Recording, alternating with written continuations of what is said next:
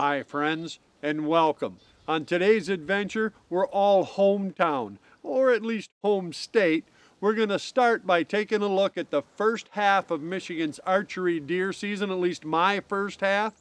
And I have to tell you, if you're a frequent flyer, a regular here on the Journal, well then you already know I enjoy archery hunting just about as much, or maybe even a little bit more than most. So any chance I get to grab up my stick pusher and head to the woods, I do it. Now when you couple that with an opportunity to hunt a local piece of property close to home, one that after having a look around seemed to have quite a few deer, well that's definitely a bonus for this old boy. Now after that, we're going to go out and try to keep a family tradition alive that we've had going for better than 25 years. But first, the colors, they're already flashy. The wind is clocked around and it's now coming out of the northwest most days. The deer are starting to show signs of the rut. It's time to get in a tree, and when it's a local tree, so much the better. Hey, I'm your host, Kyle Randall. This is my Wilderness Journal, and we're headed to the deer woods right now. Friends, if I live to be 100, I hope I never get over looking at that. It's a beautiful old farm. Fields up there. Old woodlot and a bit of a swamp. It's a pretty place.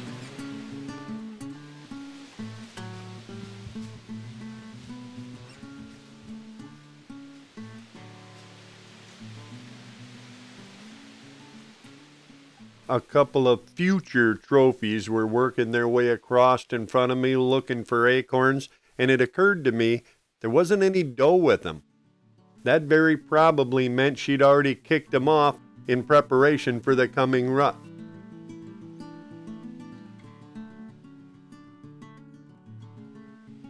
And then about an hour later, I saw a lone doe working her way up onto the ridge. She was certainly a good deal more cautious, but she too was looking for acorns and just working her way along. She'd occasionally look my way and then stare out in front of her. I looked over there and there was the reason.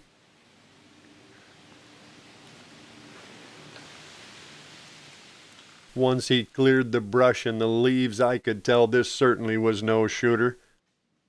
But it did make me feel pretty good about my first choice for stand locations in this new spot.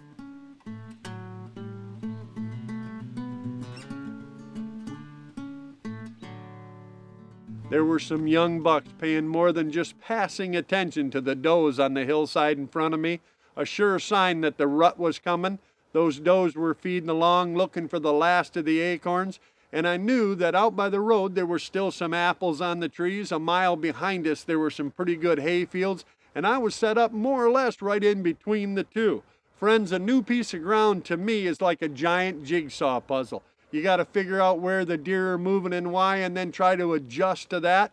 It's one of the things that I truly love about deer hunting, working the puzzle, getting it figured out, and hopefully putting it together just one piece at a time. And just before dark, another, albeit small, piece of that puzzle came working his way up onto the ridge.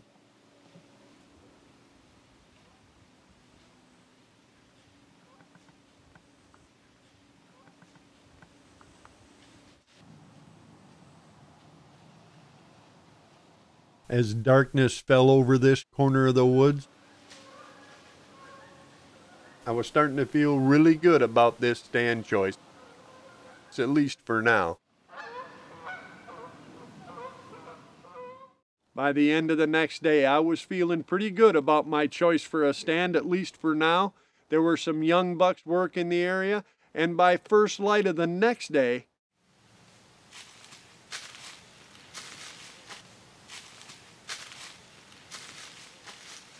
there was a doe coming from right behind me, and she wasn't alone.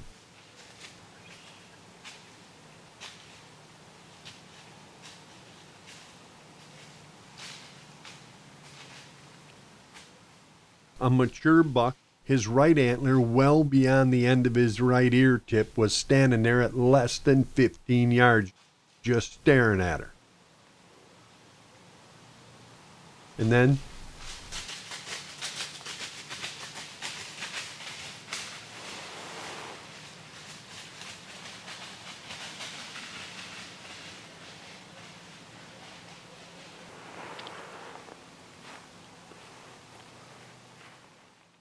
that was definitely a more mature buck pushing that doe around the hillside. He was at least 2, maybe even a 3-year-old. And no, I didn't even try to stop him or draw on him. And no, it wasn't because his left antler was broke off completely just above the eye guard.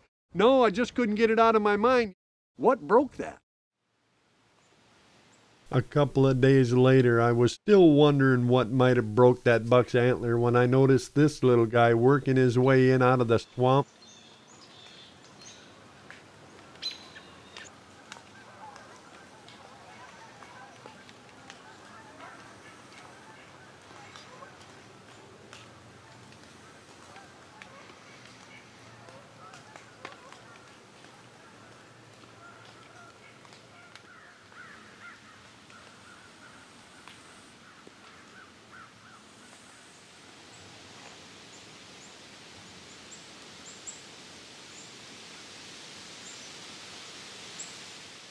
And when he abruptly turned around and left, I started looking, and there was a doe coming up onto the ridge, and she wasn't alone either.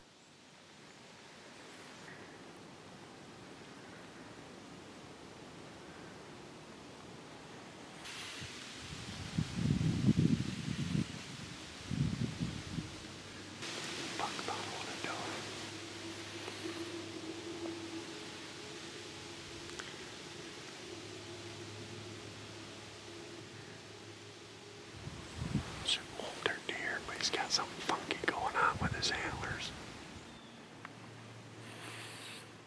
I don't know if he was injured before or what it is.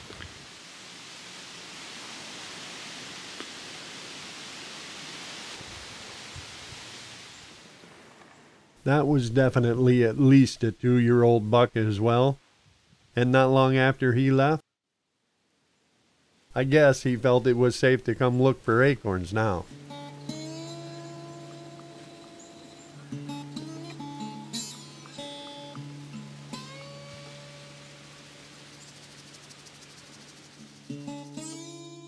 Despite a bitter cold rain and the wind blowing and howling, the deer were still moving. It was obvious the rut was coming, and now all I really needed was for the right deer to move in front of me. And the following evening, even though the wind was still blowing pretty hard,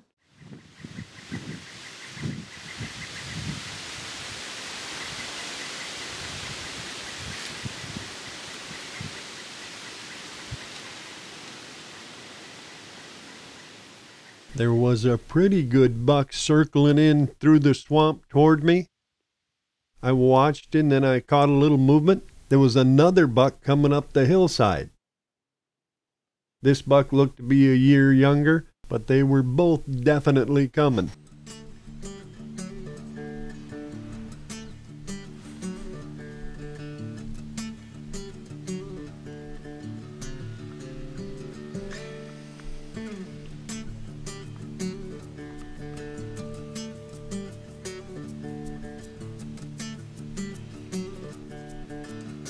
The older of the 2 bucks came up out of the swamp and went right straight up the hill to the younger buck. I thought they might fight for a minute, and then the younger guy gave way. And then I thought, well, he might come down here to me. Until he started snorting, and I thought, there's no way that buck can be smelling me. I don't think he saw me. And then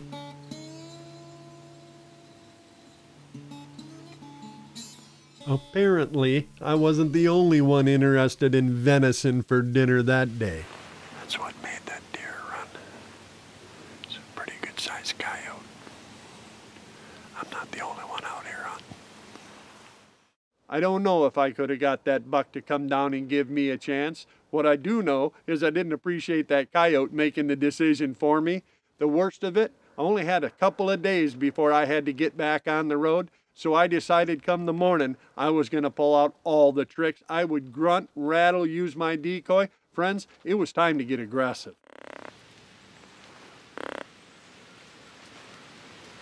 I had my decoy out and I was doing some grunting when I saw him. There, friends, is a shooter. There was at least a 3-year-old buck, certainly a mature animal working his way in. He was a little nervous like old bucks are wanting to be, but as soon as he saw my decoy, he was hooked. Now I had to see, could I reel him in?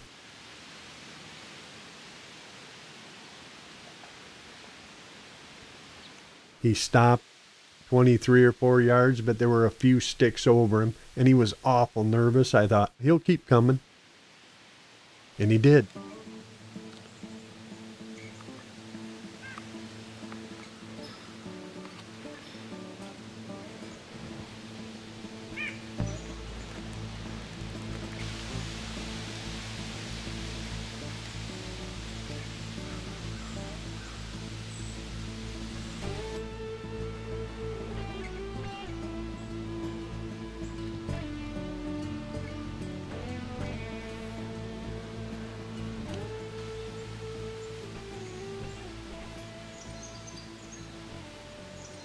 He picked his way all the way around the top of that little hill until finally he was right there.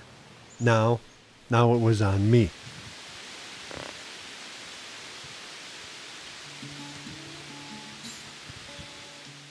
In the end, I decided not to take the shot. Yeah, I know. Just walked away. He was staring at that decoy, but he was a little bit hockey about it. I had him right here at 22 yards, nice buck. Definitely a shooter. I just was going to let him circle. He stopped right there, but I don't like that quarter-9 shot. I was waiting for him to get sideways. Yes, I actually can hear you yelling, "Shoot!" at your TV. I can hear it all the way over here. And you're right, that was a dandy buck.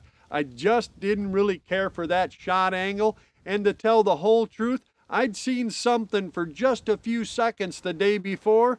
Well, let's just say that combined with already having an antelope and a deer from another state in the family freezer made it just a little easier to wait just a few more days. Friends, that place has obviously got the deer, and I absolutely want to thank again Mike and Chrissy for the opportunity to hunt their property. It's one of those things, a new place to hunt, it's like a present. It's like Christmas morning for an old guy like me, and I was really enjoying that one. And I have to tell you, I will be back. I don't know about you, but as far as I was concerned, that was just the end of round 1. Now, let's shift gears. I want to take a day off from deer hunting and go out and try to keep a Randall family Thanksgiving tradition alive. I want to try to put a wild turkey on our family table for, I don't know, the 25th or 6th, 7th year in a row. Tradition's an important thing to me, folks, and I hope it is to you.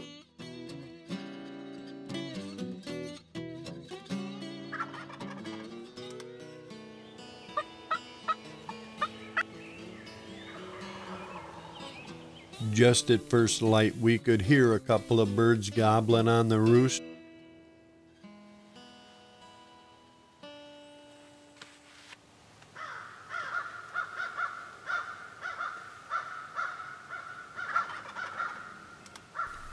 They were back in there somewhere.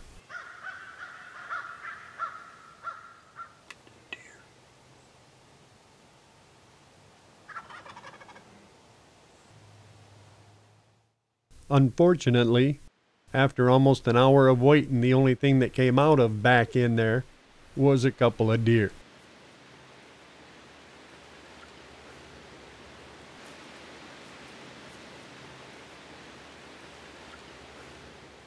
I guess she don't like turkey decoys.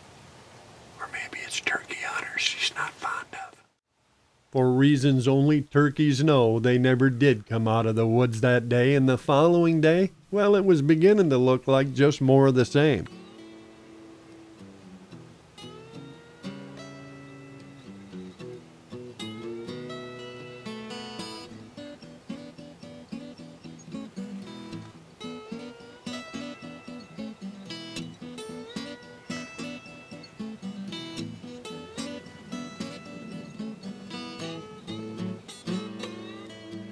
Now this little gal seemed enthralled with my decoy, and occasionally me.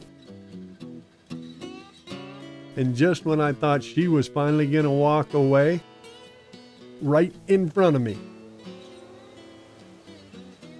Yeah, doe walked out alongside of the blind. I could have reached out and touched her.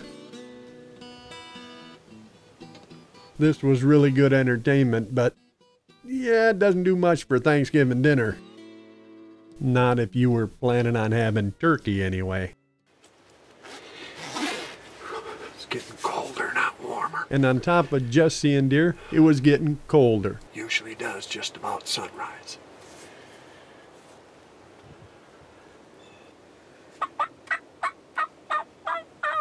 And then, kind of to my amazement,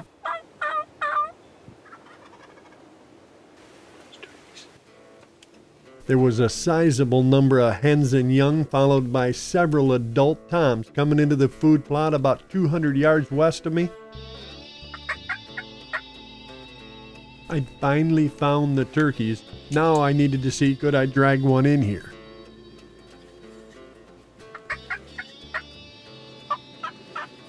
In all this wind, I figured the diaphragm call was the only thing I had loud enough they might respond to it. I didn't figure they could see my decoy over the roll of the land just yet. They were quite a ways out, but it looked like they were coming, so I just kept hitting them.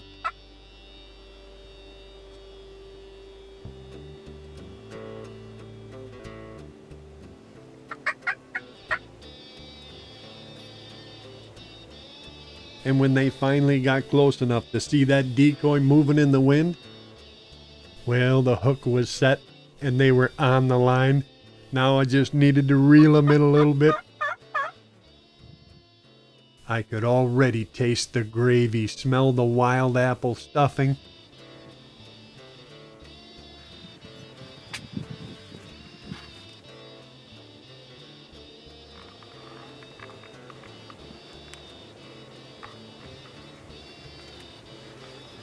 And then I could hear it. Somewhere the dinner bell was ringing.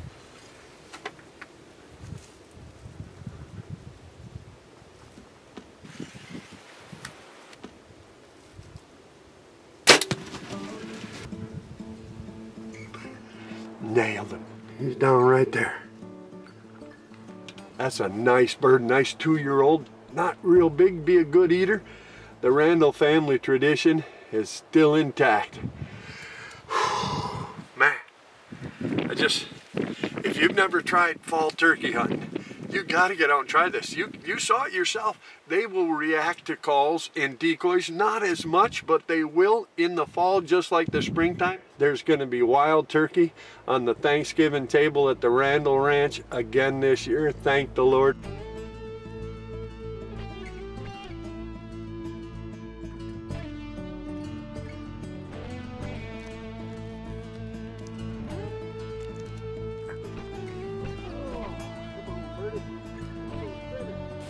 That's a good spot right there. Friends, it has been a year, and I have to tell you, it's getting a little windy out here, but this is a true blessing. If you're a frequent flyer or a regular viewer on the journal, you know we try to put a little wild turkey on our family table every year, and this year is going to be no exception. I certainly want to thank the Lord. I tell you, it's one of them things in the fall.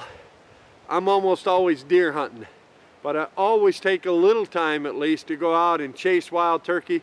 They're so much fun. If you haven't tried it, you really should. And I have to tell you, we've had some things to be thankful for this year. We certainly have some folks we're going to miss at the dinner table.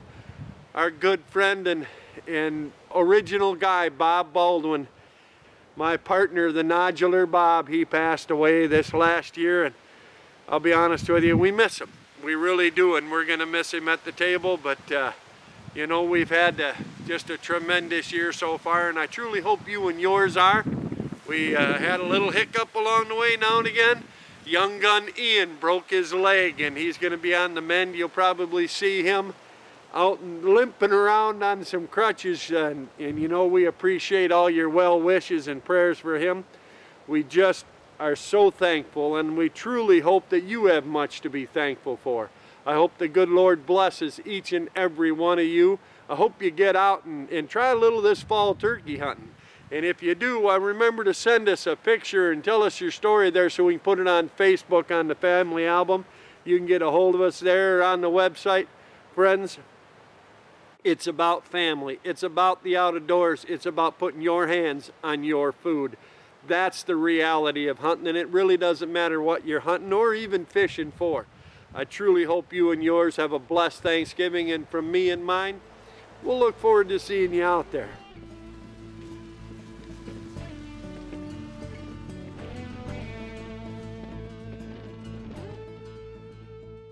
As I said before, traditions are important to me and mine, and I truly hope that they're important to you. If we don't go out and share what we know, you will see our hunting heritage slowly dwindle as these snowflakes melt before my breath. The truth of the matter is, every day there's something else to do. So many family opportunities pushed aside because of less time or more money. Stop and think about the future for just a moment. Take yours out. Show them what you know. If you really want to stand out in this world, go stand out in the woodlands and in the fields and teach people, your young people, your neighbor, grandma, the dog, the kids. Show them how to put their hands on their own food. Show them how to be a real person in a world full of those who are dependent on others to feed them.